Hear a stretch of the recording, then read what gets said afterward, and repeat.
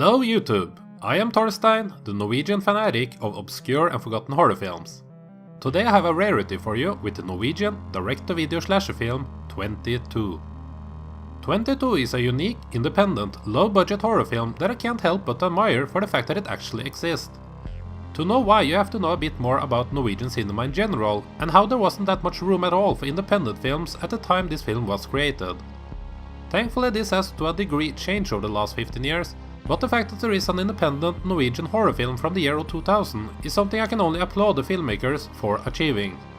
Like all good ideas, the spark that started this production came after a night of heavy drinking, when the two horror fans and colleagues Paul Am and Eystein Hansen decided that it would be cool to make their own scary movie. They wanted to do a straight up horror film, as that has basically not been done in Norway since 1958 when we got The Lake of the Dead, and after that the closest we got was dark thrillers. They did not want to hide the fact that they were making a horror film, in fact the movie takes pride in it.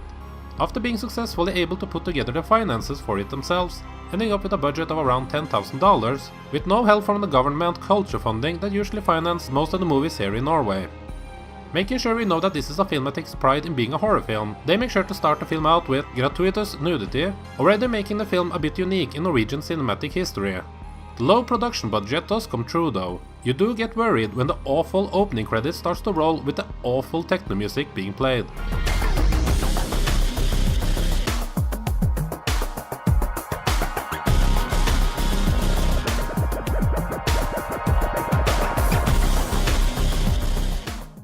Annoyingly, this music comes back plenty of times during the more action-filled scenes, and it never does anything for the scene but rather takes you out of it. But let's skip back a bit and get into the plot of the film.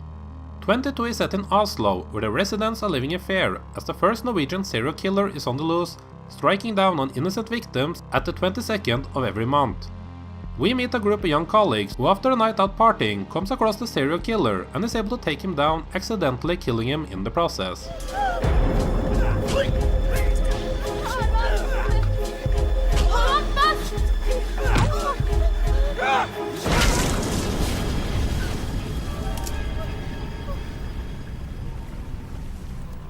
Shocked and terrified by this experience, the group goes home to discuss what their next move should be.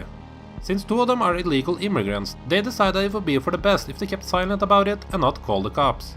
It doesn't take long though before they start to believe that they are being stalked, making them wonder if they really killed off the serial killer or not. That's basically the premise here, a simple one, but one that I've worked in countless horror films in the past. What you need to succeed when making a film like this is to have compelling characters, clever death scenes, and an intriguing killer.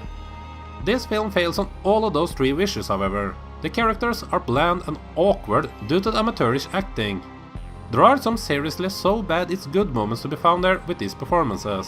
Det helt sikkert noen som har sett oss. Du kan ikke sette opp noen sånne teorier nå. Vi vet jo ikke om noen har sett noe eller noen. Kisen dau, ikke sant? Hvis vi holder hodet kaldt, så går det sikkert bra.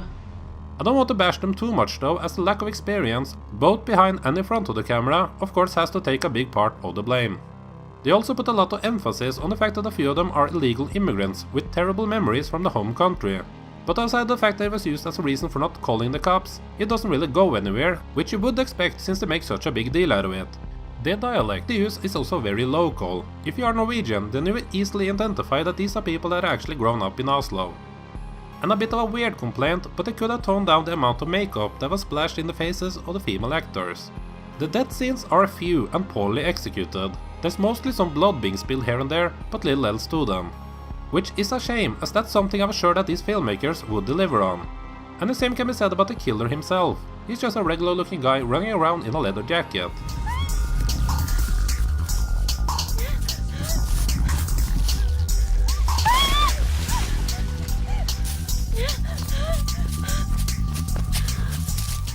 In this film it would be appropriate to give him a mask or something to cover up his face. There's also basically no backstory whatsoever of him, or why he's even on a killing spree on that exact date in the first place. Basically all making up for him to be quite the boring villain. I did like the shots of the empty streets of Oslo at nighttime though, and there are some obvious horror film references, including a scene with an Evil Dead style of filming.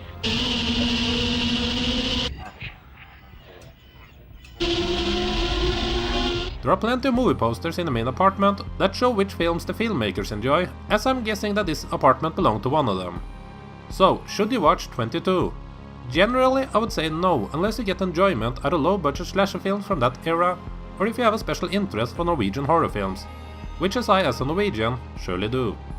It does only run for 75 minutes, so it's not a tedious thing to sit through even if you find the film to be a bit dull. Even if I enjoyed seeing this because I admire that it actually exists, I can't deny that it is a poor film. I am happy that I now have seen it, but I can't honestly give it a higher score than 2 out of 5. Anyone else seen 22? Let me know what you thought about it in the comment section below. I am currently pondering about doing a longer video exploring the history of horror films in Norwegian cinema, so give me some feedback if you think that sounds interesting. There's also a Patreon page if you want to support the channel, and finally, as always, thank you for watching.